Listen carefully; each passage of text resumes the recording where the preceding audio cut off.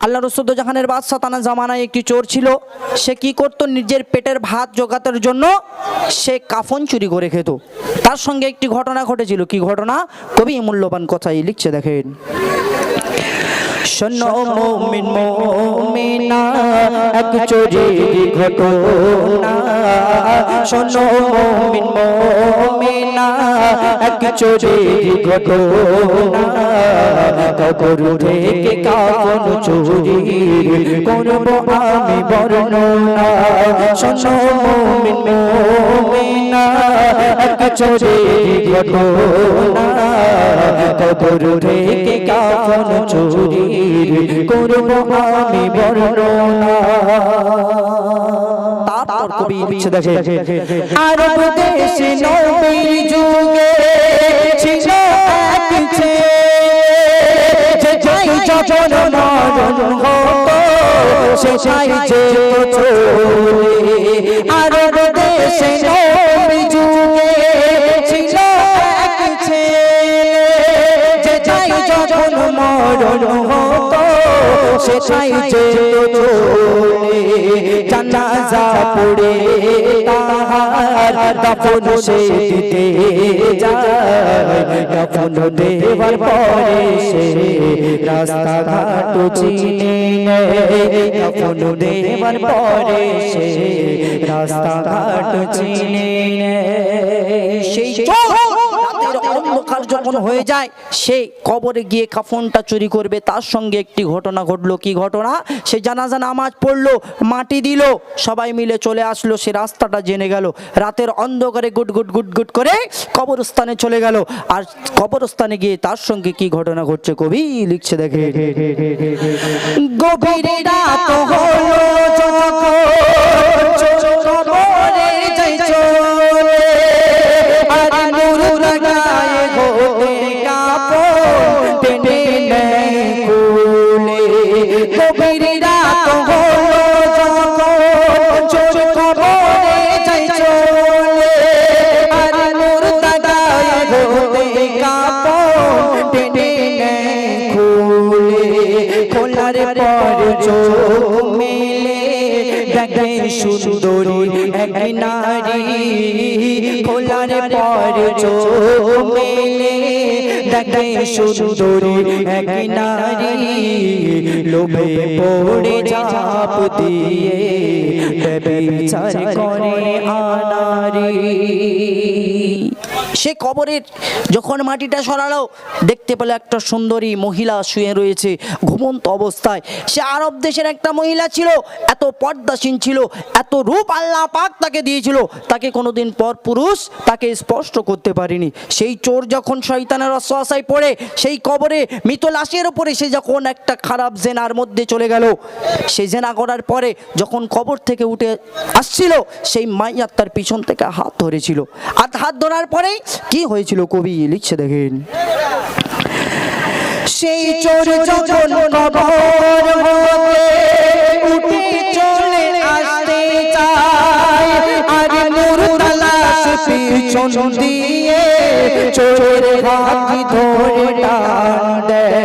সেই চোর যখন কবর হতে উঠে চলে আসতে চায়, আর নূর তালাশ পিছন দিয়ে চোরের হাত ধরে টান দেয়। বলে কেন করলি আমার, বলে কেন করলি আমার উপর অন্যায় অত্যাচার, কিয়ামতে তোর নামে আল্লাহর কাছে দেব বিচার, কিয়ামতে তোর নামে আল্লাহর কাছে দেব বিচার। সেই চোর নিজের পাপের কথা বুঝতে পারলো যে আমার এটা একটা বড় অপরাধ করা হয়েছে। সেই চোর সেখান থেকে চলে আসলো আল্লাহ পাকের কাছে। সে দোয়া চাইছিল, ওগো আল্লাহ আমার কি গুনাহ ক্ষমা হবে না? সে চলে গেল আল্লাহ রসুলের দরবারে। আল্লাহ রসুলের কাছে যখন গিয়ে ঝরঝর করে কাঁদছে, আর সে যখন বলছে, ওগো রাসূলুল্লাহ আমি এমন ঘটনা আমার সঙ্গে ঘটে গিয়েছে, আমি কি করব?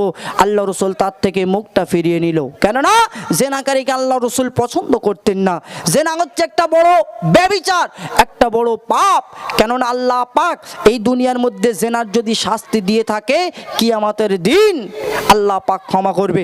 আর যদি জেনার ক্ষমা এই দুনিয়া থেকে না পায়, আল্লাহ পাক কিয়ামতের দিন কি বড় যে আল্লাহ পাক আযাব দেবে আল্লাহ পাক জানে। আল্লাহ রসুলের দরবারে গিয়ে যখন সেই ঘটনাটি ঘটছে, সেই ঘটনার সঙ্গে কি হচ্ছে কবি লিখছে দেখেন। নিজের পাপের কথা ভেবে চুপ চুপ চলে যায় নবীর দ্বারে, নিজের পাপের কথা ভেবে চুপ চুপ চলে যায় নবীর দ্বারে, কেমনে পাপ ক্ষমা নবী বলে দাও আমারে, নিজের পাপের কথা ভেবে চুপ চুপ চলে যায় নবীর দ্বারে, কেমনে পাপ ক্ষমা নবী বলে দাও আমারে, নবী বলে আমার অযোগ্য চলে যাও সম্মুখ হতে, সারা শরীর ঘা হয়ে যায় চোখের পানি ঝরতে ঝরতে, সারা শরীর ঘা হয়ে যায় চোখের পানি ঝরতে ঝরতে।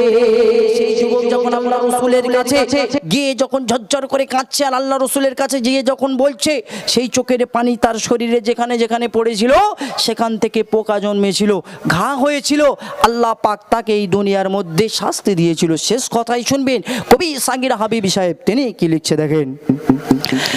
দ্বিতীয়বারে নবীর দ্বারে বলে চলুন মানে না, নবী বলে ফিরে জানা মুখ দেখতে চাই না, দ্বিতীয়বারে নবীর দ্বারে চলুন মানে না, নবী বলে ফিরে জানা তোর মুখ দেখতে চাই না। জিবরিল আমিন সে বলে, জিবরিল আমিন সে বলে, ওকে আর ফিরিয়ে দিও না, আল্লাহর তরে চলে নবী করে দাও মরজনা, আল্লাহর তরে চলে নবী করে দাও মরজনা। শোনো মুমিন মুমিনা এক চোরের ঘটনা, কবর থেকে কাফন চুরি করব আমি বর্ণনা। এই গজলের মধ্যে আমরা বুঝতে পারলাম কি, জেনাকারীকে আল্লাহ পাক ক্ষমা করতে পারে সে যদি এই দুনিয়া থেকে শাস্তি পায়। সেই দুনিয়া থেকে শাস্তি পেয়েছিল, কি শাস্তি? তার চোখের পানি যেখানে যেখানে পড়েছিল সেখান থেকে পোকা জন্মেছিল, ঘা হয়েছিল, সেটাই হচ্ছে আল্লাহ পাকের কাছে শাস্তি। কেননা আল্লাহ পাকের কাছে সে এত কান্না কেঁদেছিল, তবে আল্লাহ পাক তাকে ক্ষমা করেছিল। আল্লাহ পাক আমাদের সকলকে বোঝার তৌফিক দান করুক, সবাই বলে আল্লাহুম্মা আমিন।